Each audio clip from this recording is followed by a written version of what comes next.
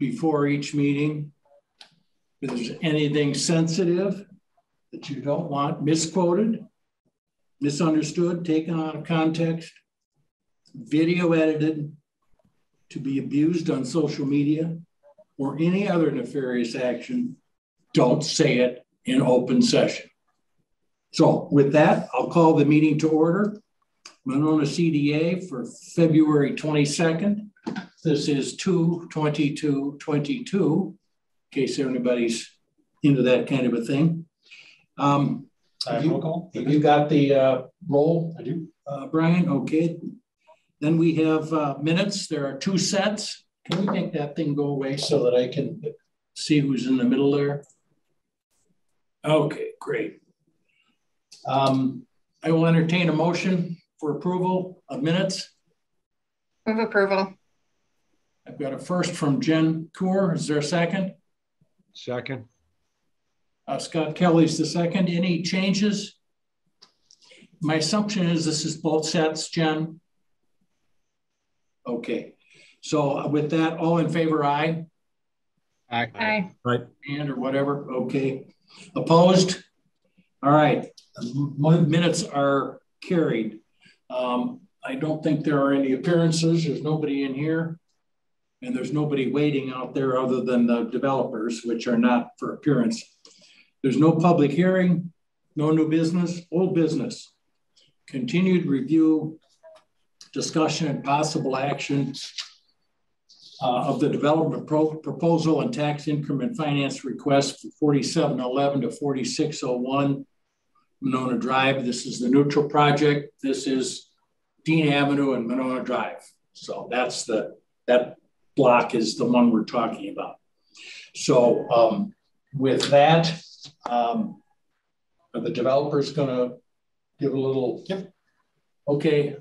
Which one of you guys is going to do the talking? Thank you, Chair. It's me, Nate, with the Neutral Project. Can you guys hear me all right? Yep. Yes. Awesome. Brian, could you by chance give CJ the co-host? I did. You should have it. Awesome. Okay, let me get our presentation deck pulled up quick here. While CJ's doing that, thanks for having us back. We were in front of Plan Commission in January and took a lot of their comments into consideration in this redesign. And we went back to Plan Commission and we all thought we got a very optimistic outcome. And now we're in front of CDA, kind of redoing our TIF request based on the redesign, which incorporated townhomes. And also we kind of designed the massing so it's a little bit more respectful to the surrounding neighbors. So with that, we'll kick it off here. We'll run through our quick presentation and then we'll open it up for Q&A. CJ, if you can flip through these first couple slides, I think the CDA has kind of seen most of this stuff from our last presentation and it hasn't really changed. We're still keeping a lot of the sustainability aspects within the project. Nothing from that point of view has changed. So those have all stayed the same from last time we were in front of you guys. The site, obviously you guys know where it is. The chair just said on the corner of Dean and Monona Drive. Yeah, CJ, if you could keep flipping here. Keep going 2 more, I believe. Yeah, massing strategy, that's perfect. So there was some concern in regards to our setback from Plan Commission. And so we adjusted our setback and our minimum setback around the whole site now is 14 feet. And so that's going to give a lot of nice green area for the neighbors. And also as you drive down Monona Drive, I think we'll have a better approach and just be a little bit more kind of cohesive with the surrounding neighborhood. CJ, if you go to the next one. Yeah, Nate, can I just stop you there and ask a question, please? Yeah, for sure. The 14 feet setback all the way around the site, is that from the face of the curb or the back of the curb, or is that from the back of the sidewalk closest to the building? In other words? Yeah, that's from the back of the curb. Okay. Yep. Okay, and that's the minimum. But in some places we have up to 22, I believe, is the biggest setback. So there are spaces where we have larger setbacks. So CJ, if you flip to the next one, so here you'll see kind of a re-strategized massing. We incorporated a lot of stepping to respect the neighbors behind us on Gorham. And then we also included some townhomes. And so we'll have 7 townhomes with tuck under garages that are 3 stories that face Gorham. And we really think that this is going to add a nice kind of intermediary between the neighbors and this new development, and it'll be a very nice transition. So CJ, if you flip to the next one, this is just another one of kind of the massing scale. You guys will see schematics here in just a second as we flip through the next couple slides. Awesome. CJ, if you want to stop right here. So one of the things that we did actually change, and we're making the adjustments right now within our design, is we're going to add an exit onto Springhaven. So we'll have an exit on the right here of your screen on Springhaven. And then our main exit is going to be on the left on the Dean because there's a light there at the intersection. CJ, if you keep going. So here's our new strategy for exiting. So you'll see over here on the right side, we have the Springhaven exit, and we actually added a neighborhood garden. So one of the really big feedback we got from Plan Commission was they wanted more open space, and they wanted our 30% of open space to be primarily on the ground and not incorporate green roofs. And so we decided to add this nice neighborhood garden along with extend the public green plaza in the middle, which we think will be a very nice amenity for the neighbors because we'll have a restaurant and hopefully a cafe that will be something that they can walk to. And then the other thing to note here is that we are within our parking requirement. And as we'll talk about later on in this presentation, that does come with cost. And so that's something we're going to be talking to the CDA about, but we added a whole level of underground parking, pretty much the whole site. And so where you see the public green plaza, there's actually underground parking below there to get to that code minimum. CJ, if you keep flipping. This is just kind of how our units are laid out. Those aren't finalized. And so those will be further refined as we move through our design process. This is the last part of design that we have for our presentation. It's schematic design. And so this is what we presented in front of Plan Commission last month, and we'll refine it a little bit more and go back in early April, I believe. CJ, if you go to the schematic design page, that would be great. So this is on Monona Drive. If you're coming down away from the high school, kind of towards the belt line, this is the view you see. So we added in the steppings, and we also added in, we're still having the green roofs, even though we're not incorporating them into our FAR ratios. They're still there, and they're on each corner, and there'll also be balconies there for the tenants. If you go to the next one. So this is just kind of a close-up of how we reimagined our design to incorporate the stepping that the neighborhood wanted to see. And then this is the last rendering that we have. This is the one of the townhomes. So this is right on Gorham Drive. These front entrances will just be entrances with a patio, and so very neighborhood-esque.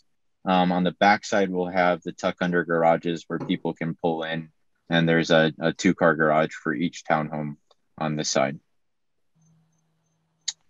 These are just a couple more images of our site. And then CJ, you can actually flip to the TIF request. That would be great.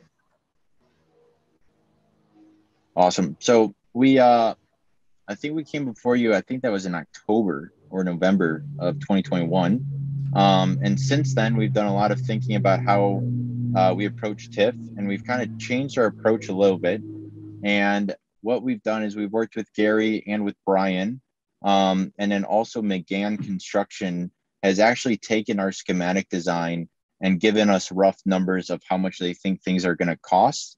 And so what we've tried to do is both take an analytical approach to TIF, where we're analyzing the mill rate, understanding how much TIF the project can bear over the 12-year life cycle, and also then looking at, okay, what are the hard costs that McGann Construction is going to charge us to build this project, and what one of those hard costs could be eligible for TIF proceeds. And so as we go through here, you guys will see that And you can flip to the summary here, CJ.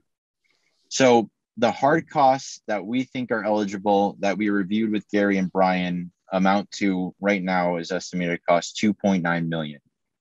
And the incremental value that the city would get if we do this project is $16.6 million over the 27-year life.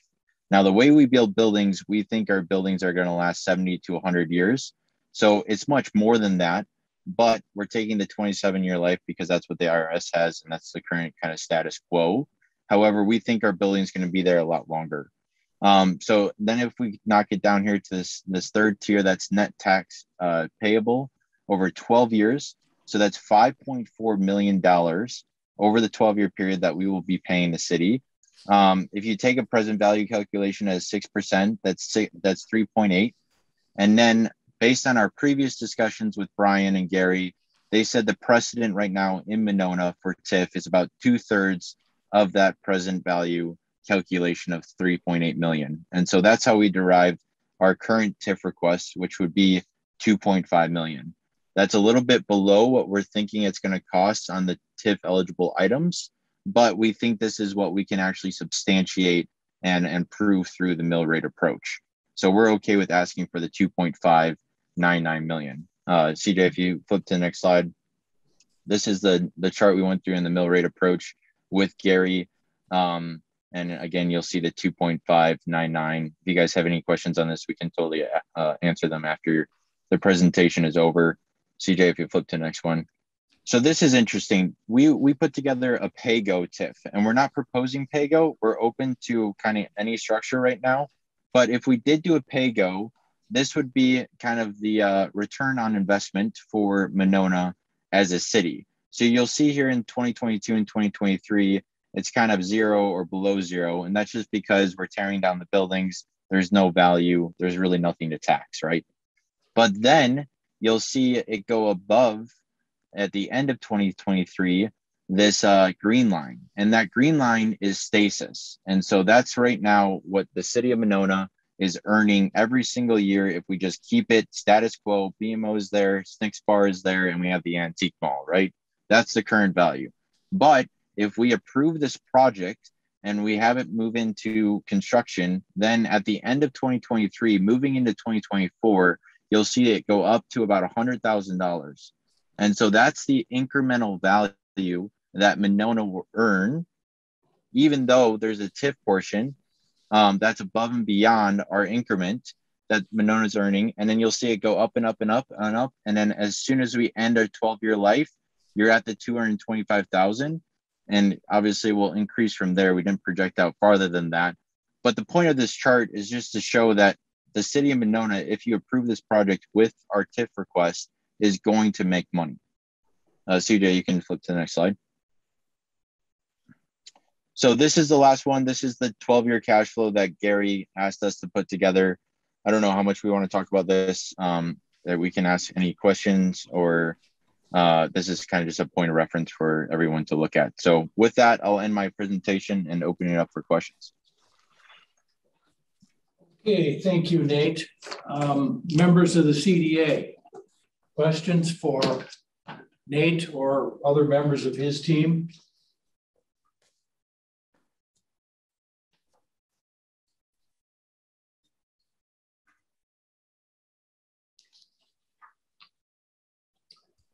I'll start. I have one. On your, Nate, on your TIP proposal, the summary, the total increment, the 16,627,000, that's just a gross number, right? That's not present valued? Correct. Yep. And the 5.4 of taxes for the 12-year period, that likewise is not present valued. Rather, correct. The present value of the 5.4 is the 3.899. That is correct. Yep. Okay. And so the mill rate asks the 2.599931 is a present value number. in fact, in your, I don't know what you call it. It's the one that's got the graph attached to it. The pay-go graph? Yeah, you show 280, 795. 280, 795 times 12 is something north of 3 million. So just to make everybody totally clear that the 2.599 is a present value number as opposed to a gross number, if you will. That's fair, isn't it, Nate? Yep. So it's just the 3.8 million is a present value number, right? Based on the net taxes payable over 12 years, which is 5.4. So if you take that at a 6% discount rate and you do a present value, you get 3.8 million. And then from the conversations we've had with Gary, he said we should just take a 2/3 of that number to achieve our essentially TIF ask. And so that was the 2.599 number that is a PV value based on the 3.8 million. Okay, now my last question on this particular little subject is, if I were to take the 280, 795 that's out there for 12 years, the TIF period that we're discussing, if I present value that number, would that get me to 2.599? Nate? It should. Okay, I'm just asking. Yeah, I think I haven't run the numbers, but we can well, run I the am numbers. either. That's why I'm asking the question. Okay. Somebody else.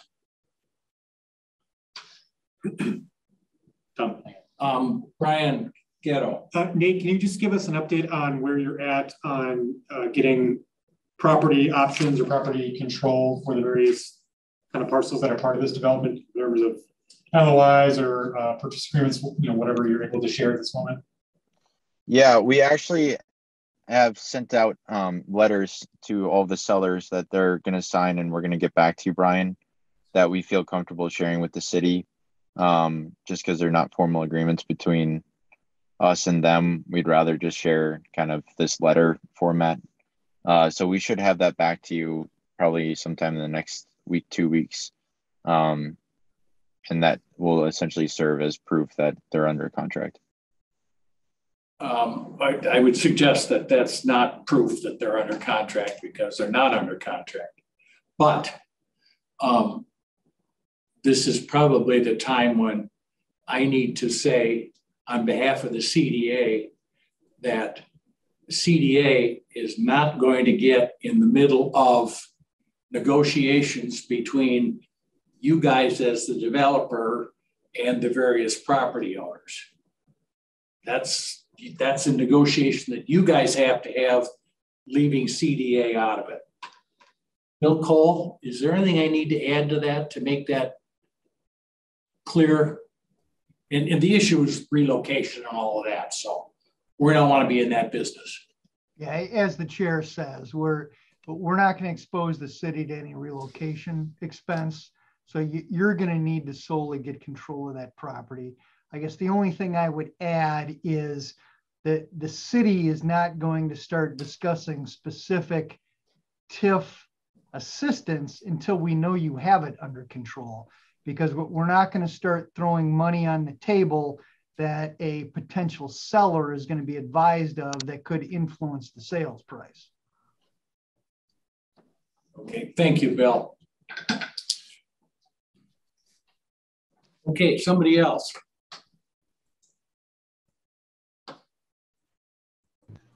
Scott Nate, Kelly.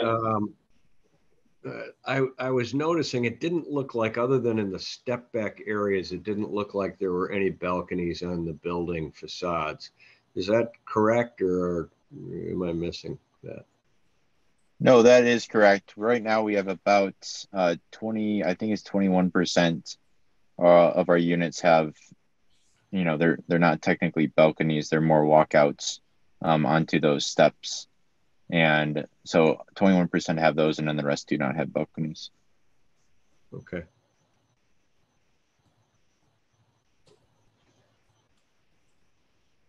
Andrew Hamburg. Nate, you mentioned something about having to expand your underground parking into the section between the two large buildings, and that there may be some additional conversation relating to that. Can you expand on that comment? Yeah, I guess just from our perspective, originally we went in front of the Plan Commission and we were asking for a reduction in parking, just because the Monona parking requirements within the code are pretty high, we believe, especially for this type of development compared to Madison or surrounding cities. And so our original request for Plan Commission was to reduce it. They didn't really accept that or were amenable to that. So we decided to abide by the code. And that meant that we had to essentially dig both. So there's two buildings there, right? And underground, it's really only one building because they're connected with an underground parking system. And so that's adding a lot of costs to the project that originally we weren't planning for, because we wanted a reduction in parking, but we didn't believe that would be approved by Plan Commission. Okay, so I understand the structural change to the below grade foundation. My question is this affecting or changing your TIF request? It seemed that you alluded to that. It hasn't really changed our TIF request has changed since last time.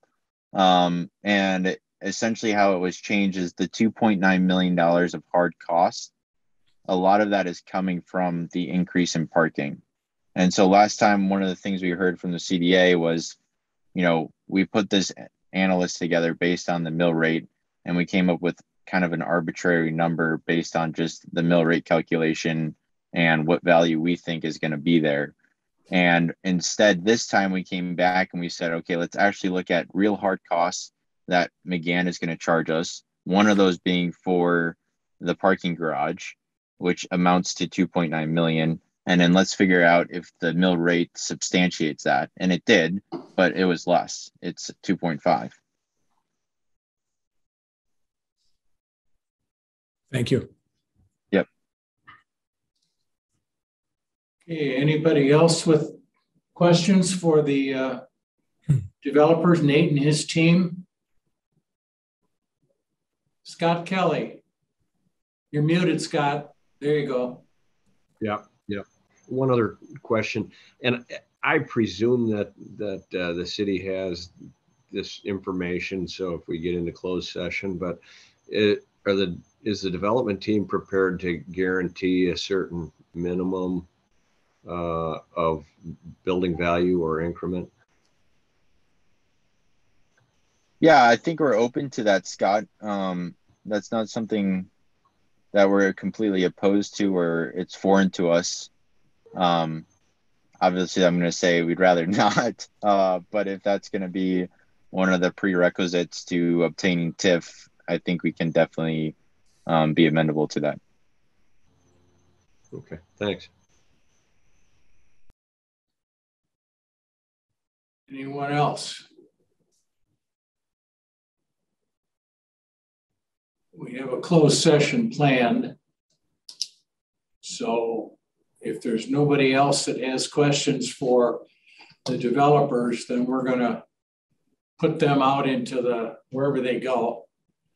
And then we're going to go into closed session. Nate, you and your group are welcome to sit out there waiting for us if you want, but there's no requirement for you to do that. Whatever we come up with, certainly the city administrator will be completely aware of and can fill you in on it in the morning. So I'll leave that up to you. You don't need to decide right now. So I will entertain a motion to go to closed session. I probably need to read the whole deal here. Hang on.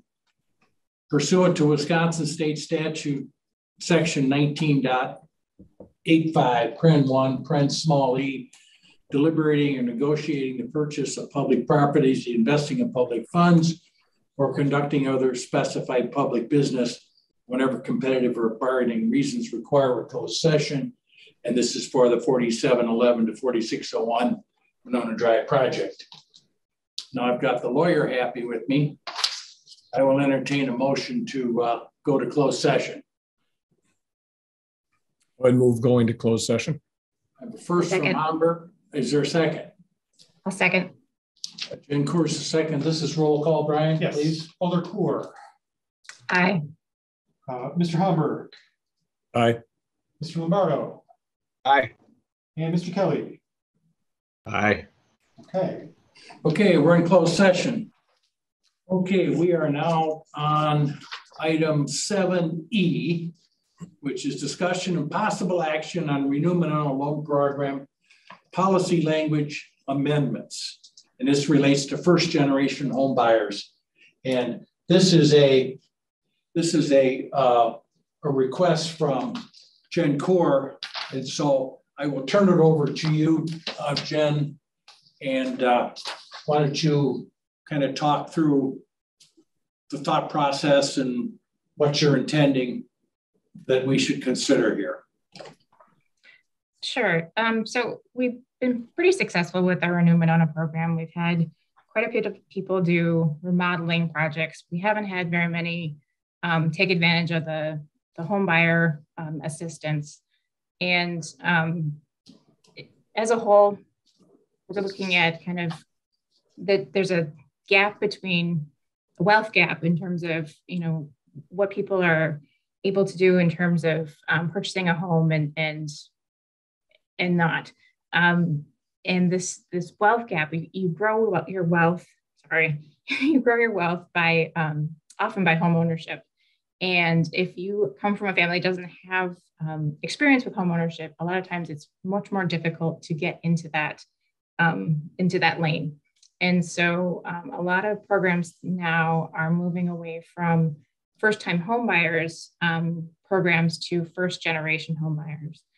Reason being, a lot of the programs like WIDA and a lot of private programs consider a first-time home buyer as somebody who hasn't owned a home in 3 years. And so I could sell my home today, rent for 3 years, and turn around and become a first-time home buyer, despite the fact that I've owned my home for decades. And so moving away from the first-time home buyer and moving towards first generation focuses those funds on folks that maybe have a much more difficult time coming up with a down payment. They don't have essentially maybe family members to rely on who have built some equity in a home of their own. And so it's much more of a struggle to get to that down payment piece. And so what I proposed was that we do keep the first time home buyer, just like we've had in the past, where it's the 1-to-1 match up to $20,000, but we would add an option for first generation home buyers. And it's not a 1-to-1 match.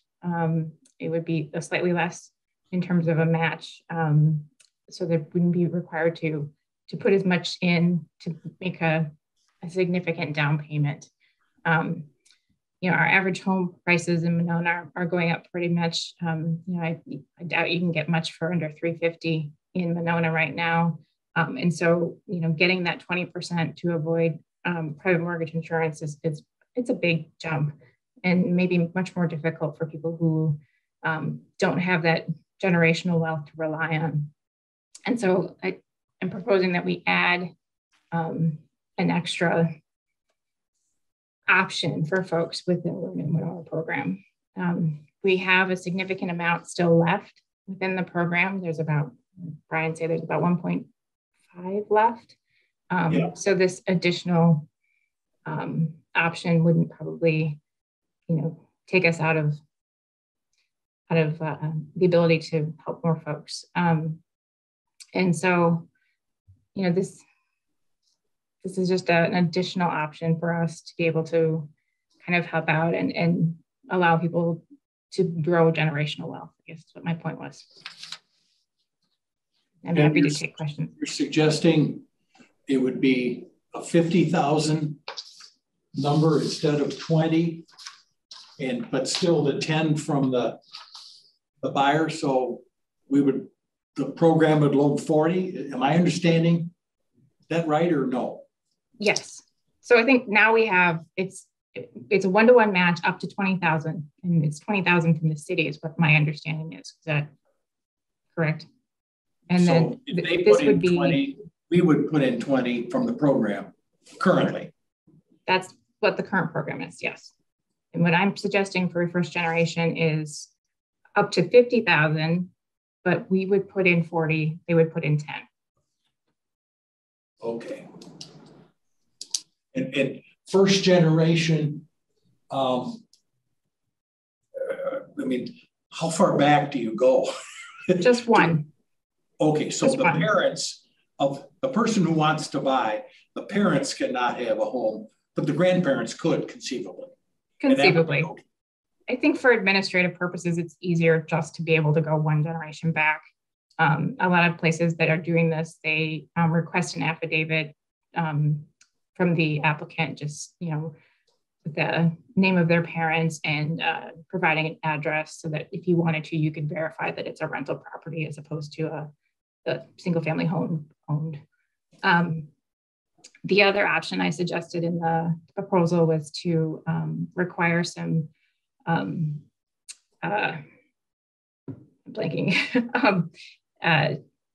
first-time home buyers course, you know, kind of a financial counseling process, and the UW Extension offers something currently that's available to the public.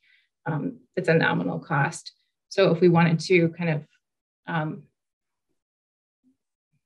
be a little more risk averse and want to make sure that these folks can make sure that they can meet their mortgages and you know, pay back the city based on the loan that we would be giving them, we could require that as an option as well.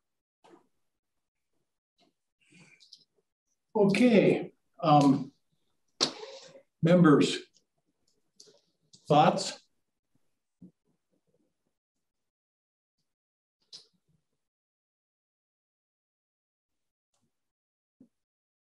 Want to move forward Jen, with it? Go ahead, Scott Kelly.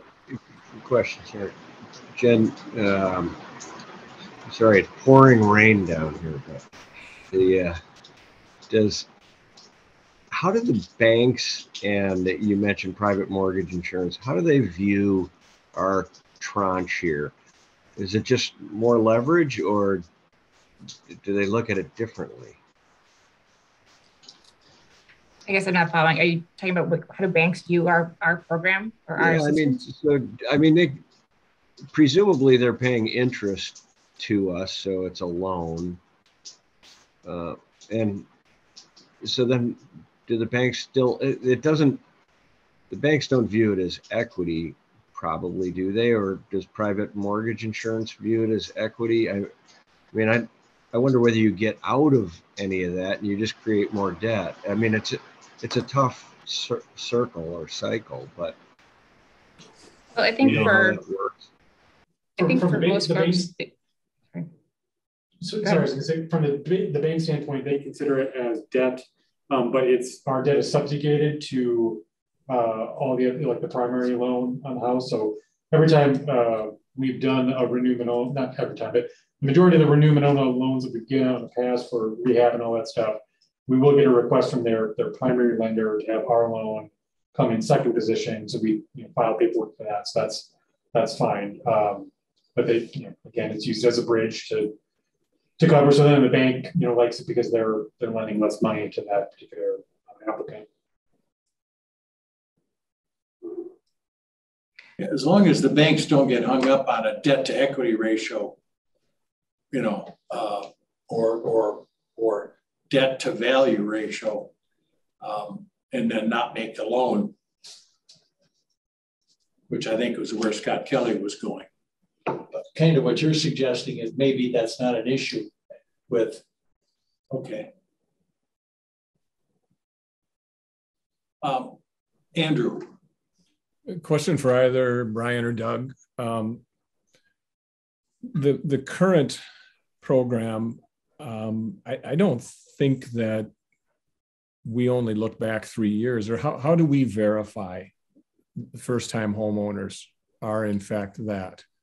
Because I've never seen that look back of 3 years before, but I think it's a question to ask is what are we doing to? Yes, well, that's a great question. Since we reinstituted this program back in 2019, we've had no one that's applied for the first time home buyer program. So we may have offered that when we had the program back in 2012 to 2016, but I have to go back and see if we have, what we have in terms of records for that. But typically when we get an application, I contact their primary financial institution to kind of do a credit, not a credit check, but are they in good financial standing and all that stuff, and get as much information as we can on the applicants before we bring it forward to you all for your consideration.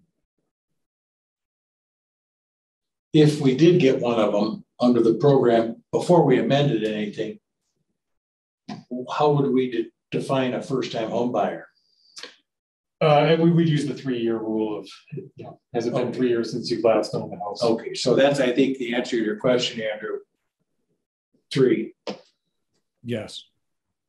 You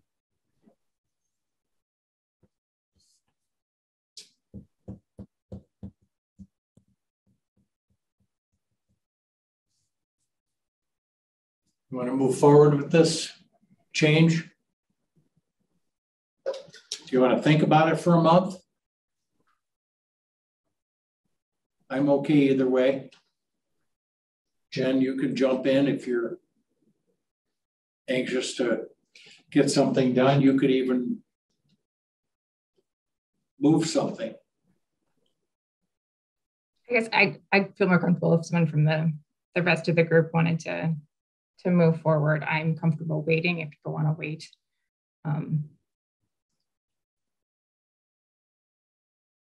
Okay, guys, what do you want to do?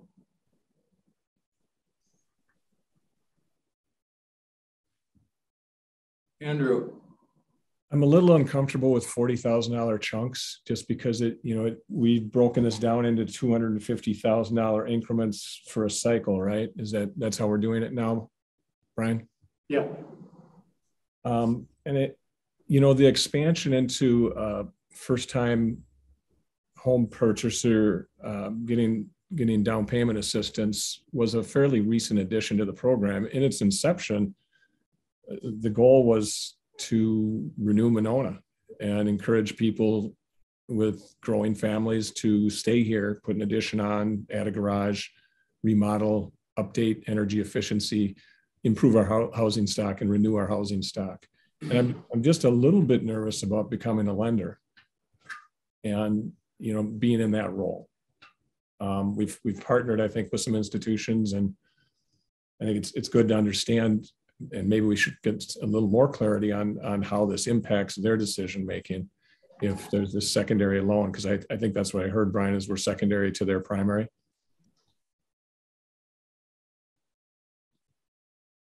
Which all of them have been, Andrew.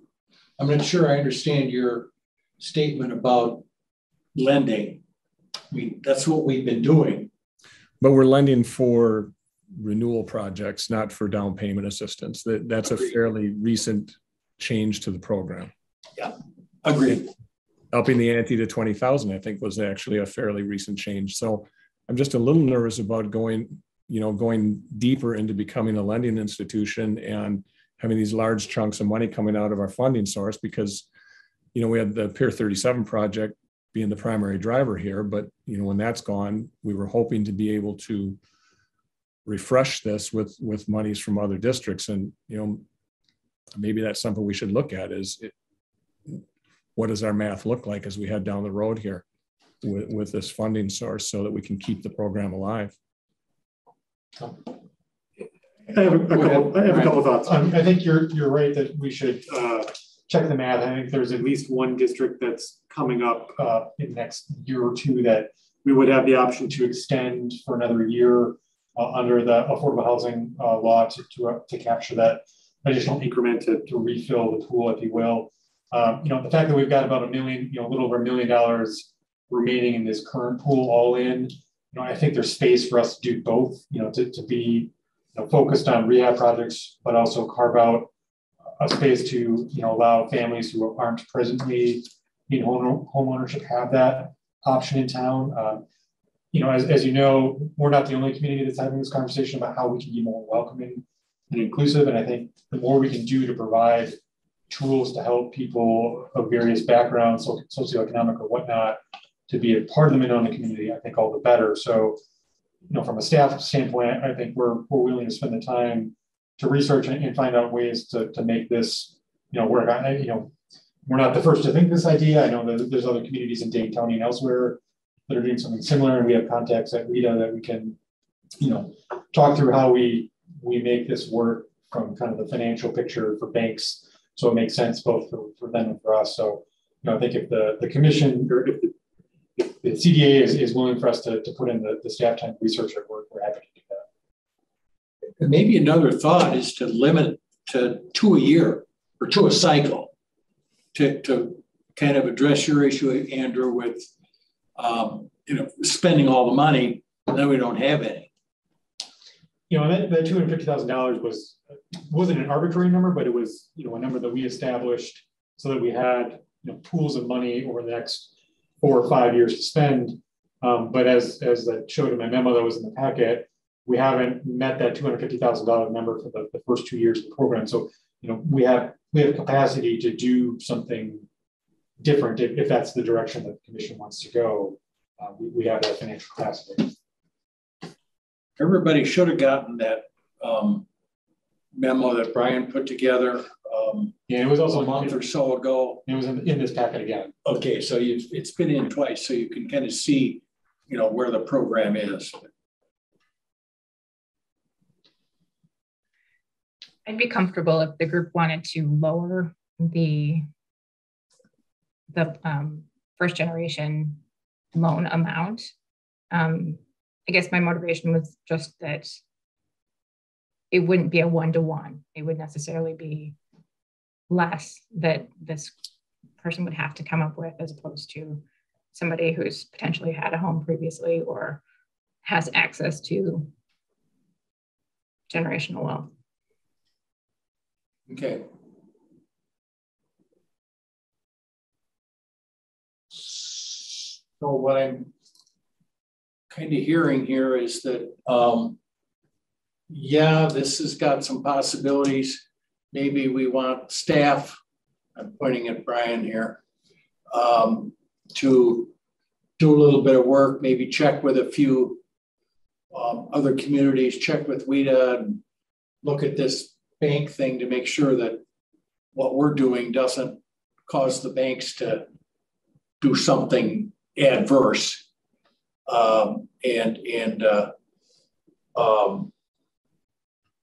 Maybe we look at changing the numbers from the proposal. Maybe they're okay. And that we plan on attacking it again maybe next month. Does that sound reasonable to everybody? Yes, no? I'm getting yes, yes. I can't see you, Dave, but Scott, yeah? That sounds good. All right. Then let's proceed along those lines. You're cool on what you need? Okay. All right, then we'll move on. Item 8 is a staff report on development projects and applications. You asked Doug to kind of give you the rundown of what's been in front of Plan Commission, what's coming in front of Plan Commission, and then we can go from there in terms of questions. All right, Doug Plowman, you're up. Yeah, so quite a few projects, things to update the CDA on here. The first one is the Monona Garden project at 6501 Bridge Road. That's been coming to the Plan Commission for probably about 9 months now in total, come to CDA a little bit as well, certainly been some discussions. The latest revision came to the Plan Commission last meeting in February, and I'd say it got pretty positive feedback. This iteration has 16 live-work units, which would be ground floor commercial space, and then sort of a living space above that. At this point, it's looking that it could well be a condo as well for those units, but they may be rental. The lender would like to keep that open.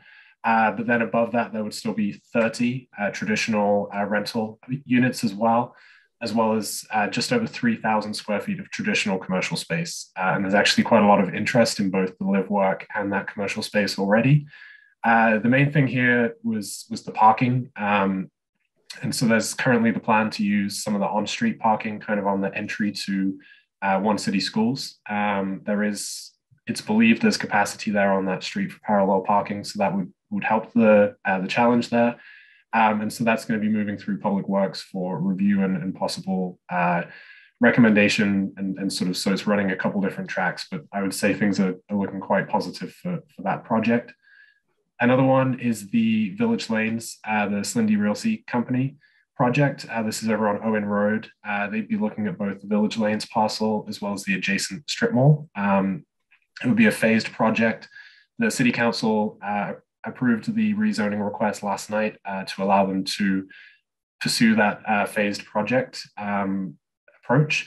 They'd be looking to do the Village Lane side first and include, with lease agreements all being well, to incorporate the post office into that ground floor, and then move to the second building, which would be where the strip mall is, after that as well. So I think total there would be about 190 residential units. They would all be rental again, but phase one, which would be just over 100 units, they're looking for about 50 of those to be workforce. So that would be somewhat income restricted, about 60 to 80% of the area median income. Additionally, there would be about 5,000 square feet of ground floor commercial space across the two buildings, and that would include the post office. So that's moving forward at this point. Like I said, the rezoning was approved last night. The general development plan, kind of the master plan, is expected to be heard at the March 14th Plan Commission meeting, with sort of subsequent discussions following thereafter as well. Another one that just came in is the Southtown Office Park. So that is over on, it's just east of the now open Floor and Decor. So it's the existing office park over there. They're looking to actually put residential there. So it would be a mixed use project. Currently, they're looking at over 230 residential units in a phased development, with about 25,000 square feet of ground floor retail as well, commercial space. They actually say they would be looking to rehouse some of their existing tenants, which are a little bit more office based. But if there's any opportunity to backfill, they would do that as well. So that's going to have its first pre-hearing next Monday at the Plan Commission. That one's going to be an interesting discussion, just that it's really the first residential that's been proposed over on that portion of the city. So I think that'll be an interesting discussion and kind of help shape it from there. But that one, very early on, but I think they've also had some thoughts about it, some sort of TIF ask as well. And then finally, we're waiting on the North Point project, which is over at the Whitehorse property, waiting to hear back on the WIDA determination for that. Again, that was another workforce housing project. It would take 2 of the 4 Whitehorse parcels just south of Menards over there. And that again may well have a TIF ask once they understand final WIDA, potential grant funding there. So plenty of things moving forward, lots of discussion, lots of multifamily options. I'd be happy to answer any questions. Thanks. Questions of any of the commissioners for Mr. Plowman?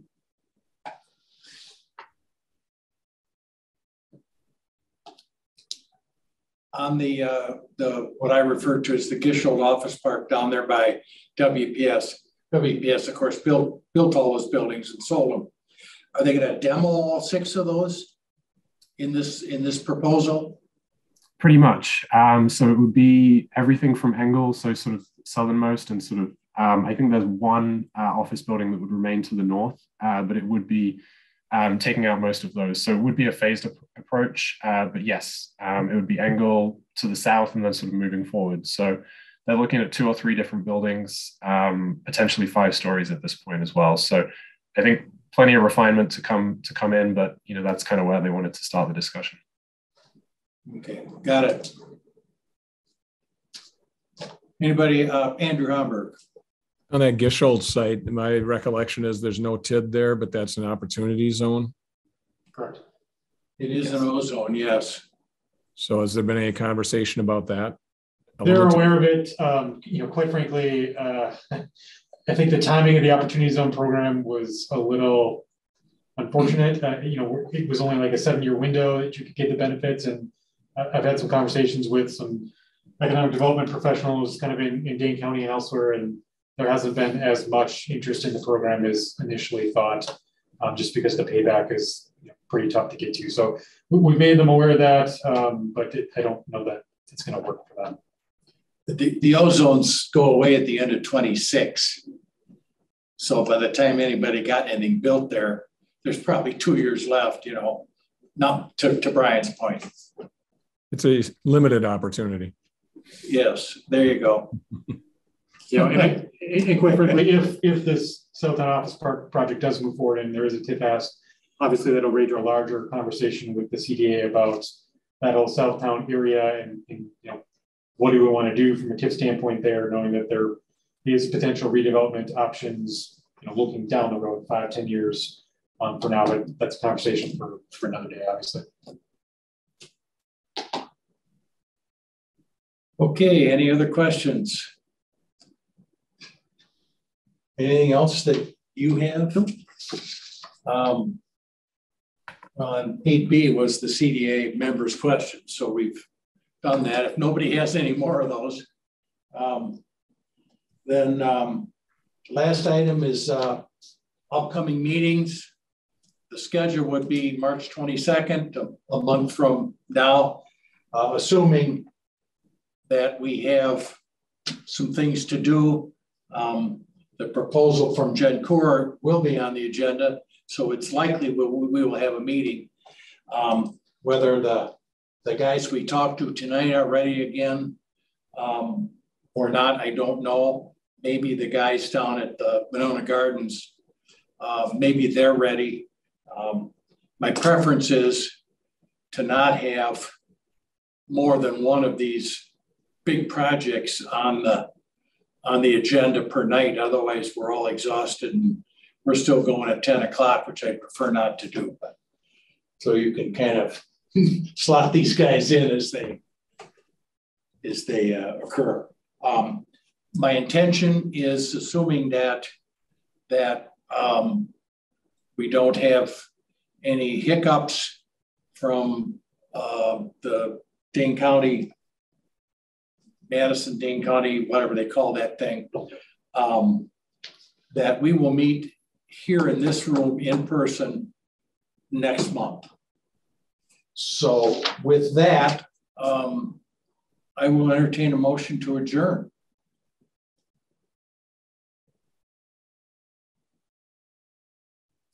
Okay, if nobody's going to move, I'm just going to move. Okay, I got a motion. Second from Jen Coor. All in favor, aye? Aye. Okay, thank you all. We're adjourned. Appreciate it.